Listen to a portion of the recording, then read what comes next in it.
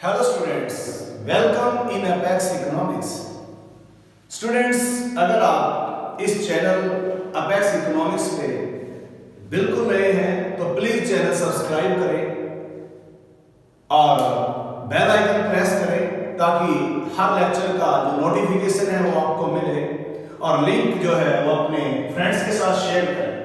तो स्टूडेंट्स, हम डिस्कस करते हैं एक लेक्चर जिसका नाम है थ्योरी ऑफ रैशनल एक्सपेक्टेशंस।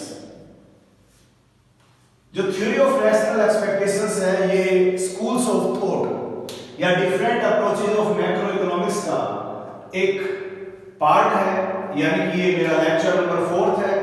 इससे पहले हमने 3 लेक्चर इसमें डिस्कस किए हैं, एक क्लासिकल स्कूल ऑफ थॉट, एक केंजियन स्कूल ऑफ थॉट और एक मॉनेटरिस्ट व्यू, और जिसे neo classical school of thought भी बोलते हैं।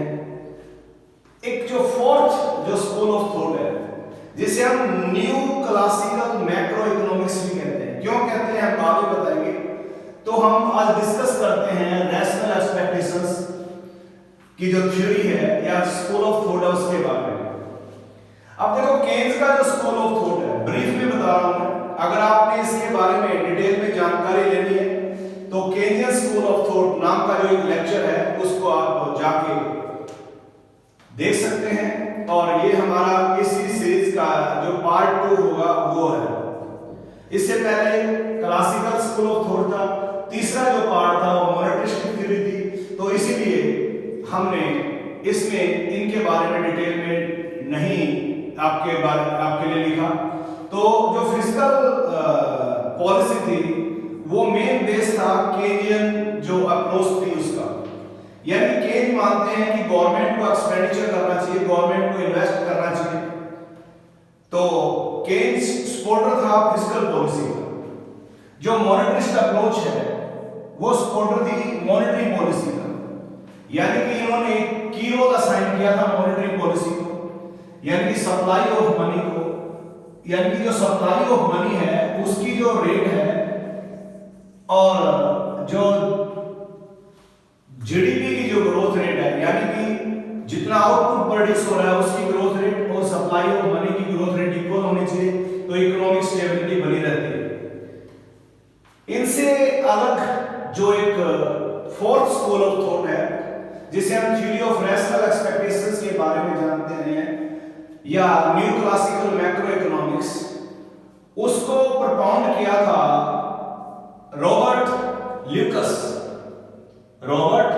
ल्यूकस। इन्होंने एक अपना अलग ही जो आयाम, अपना अलग ही एक विचार पेश किया। इन्होंने कहा कि ना तो फिस्कल पॉलिसी और ना ही मॉनेटरी पॉलिसी इकोनॉमिक स्टेबिलिटी और इकोनॉमिक ग्रोथ को अचीव करने में हेल्प करती है, बल्कि economic conditions in an economy, यानी कि किसी अर्थव्यवस्था में जो इकोनॉमिक कंडीशंस है, प्रेजेंट इकोनॉमिक कंडीशंस है, वो अफेक्ट करती हैं। Economic conditions in an economy depends on the expectations of various economic agents। जो इकोनॉमिक कंडीशंस हैं उन पे डिपेंड करता है जो अपने इकोनॉमिक एजेंट्स होते हैं उनके उनके डिसीजंस। और इकोनॉमिक एजेंट कौन कौन से होते हैं? प्रोड्यूसर, कंज्यूमर और लेबरर्स। देखो, प्रेजेंट में जो सिचुएशन होती है उनके बेस पे प्रोड्यूसर डिसीजन लेता है कि वो किस चीज का प्रोडक्शन करेगा। इसी तरह से कंज्यूमर जो है वो भी डिसाइड करते हैं कि वो कैसे खर्च करेंगे। इसी तरह से जो लेबर है वो भी अपने वर्क के बारे में, अपने इनकम के बारे में डिपेंड करते हैं उनके डिसीजंस प्रेजेंट इकोनॉमिक कंडीशंस के बारे में। तो according to Robert Lucas, the economic conditions in an economy depends on the expectations of various economic agents। economic agents कौन कौन से? producers, consumers and laborers। according to this approach, people forecast the future behavior of different economic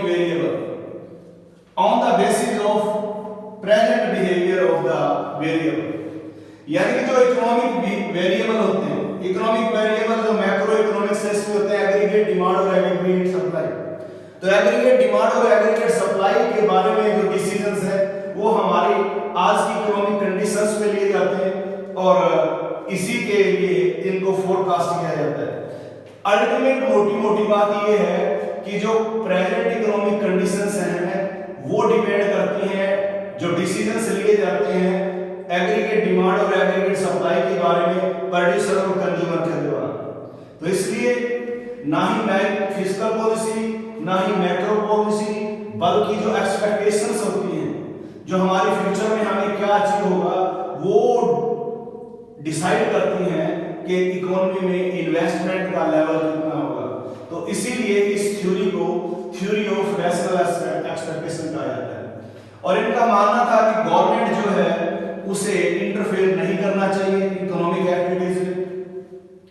और ये classical approach की तरह ये मानते थे कि फुल एम्प्लॉयमेंट एक नॉर्मल फीचर होता है एक कैपिटलिस्ट इकोनॉमी में। जब गवर्नमेंट का इंटरफेयर मान ही रहे तो इकोनॉमी ऑटोमेटिकली कैपिटलिस्ट इकोनॉमी है, और ये मान के चलते थे कि हमेशा फुल एम्प्लॉयमेंट पाया जाता है। तो इसीलिए इस थ्योरी को न्यू क्लासिकल मैक्रो इकोनॉमिक्स भी कहा जाता है।